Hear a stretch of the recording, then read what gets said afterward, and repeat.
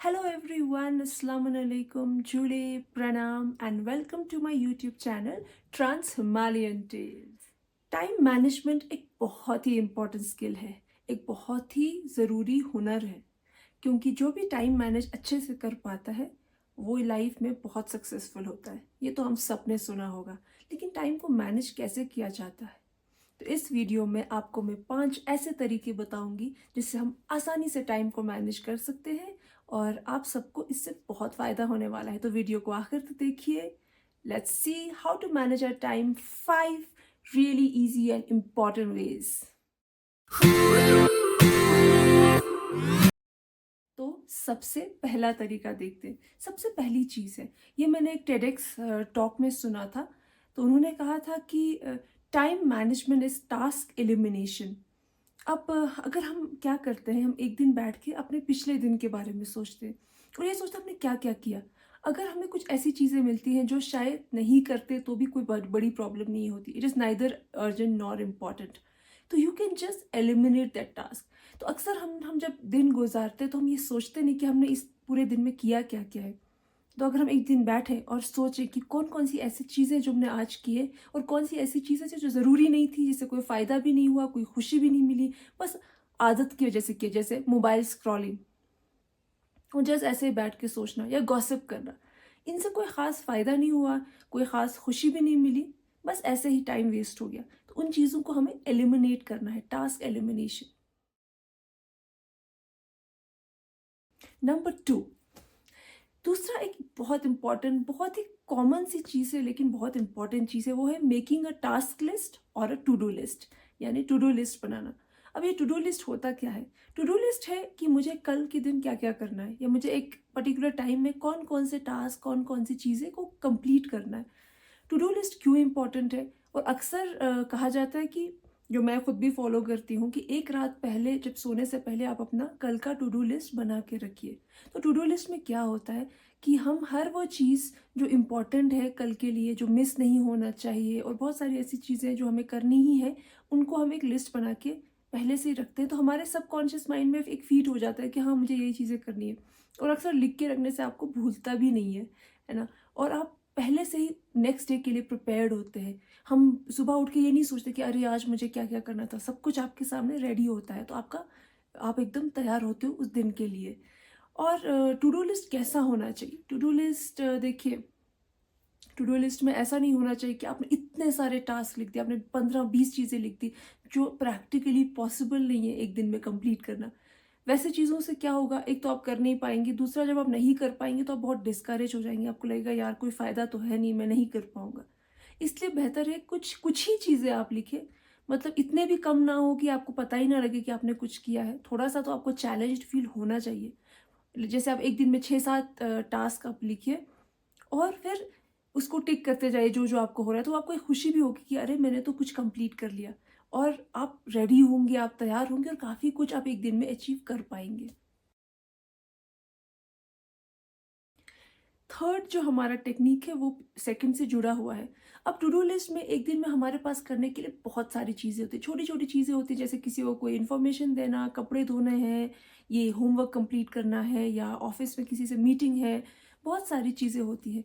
तो ये बहुत ज़रूरी है कि आप प्रायोरिटाइज़ करें। प्रायोरिटाइज़ करना मतलब ये डिसाइड करें कि कौन सा जो टास्क है बहुत ज़्यादा इंपॉर्टेंट है, कौन सा जो है तो थोड़ा सा कम इम्पॉर्टेंट है ना? तो उससे हमें पता लगेगा कि कौन सी ऐसी चीज़ है जो तो होनी ही चाहिए, जिसको हम बिल्कुल भी नेगोशिएट नहीं कर सकते, जिसको हम सैक्रिफाइस, कॉम्प्रोमाइज़ नहीं कर सकते।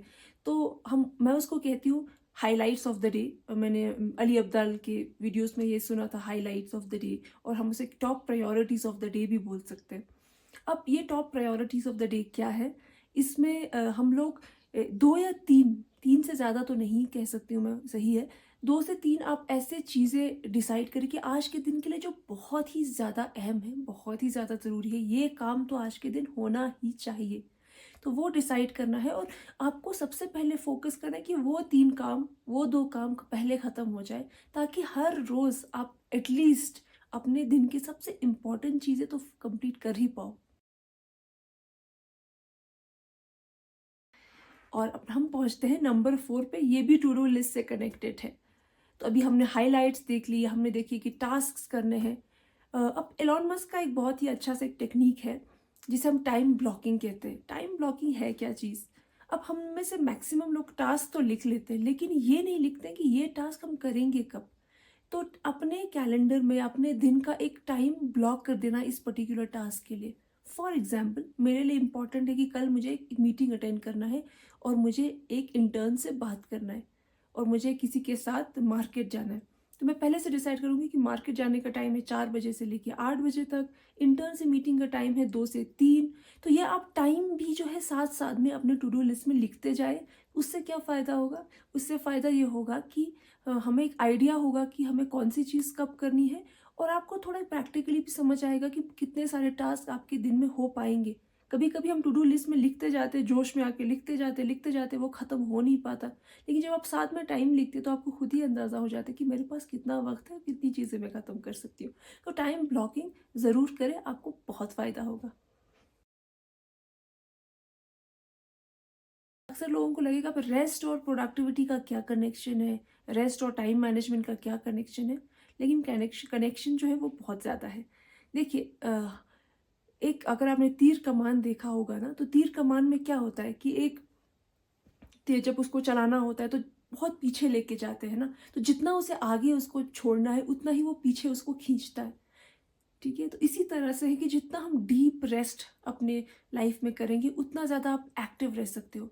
अच्छे से सोना, नींद को प्रायोरिटाइज करें, नींद को वो इम्पोर्टेंस दे कि अगर मुझे 10 से 4 या 6 7 बजे तक, जब तक भी आपको सोना है वो टाइम आप अच्छे से फिक्स करें। अपना बेड अच्छे से बनाएं, हो सके तो कपड़े अलग रखें, मतलब ऑनर करें, इज्जत करें उस पर्टिकुलर टाइम की, अच्छे से रेस्ट करें। ठीक है। और सेकंड तरीके का रेस्ट नींद के अलावा जो हो सकता है वो है मेडिटेशन, जो मैं फॉलो करती हूँ। मेडिटेशन एक बहुत ही अमेजिंग चीज़ है।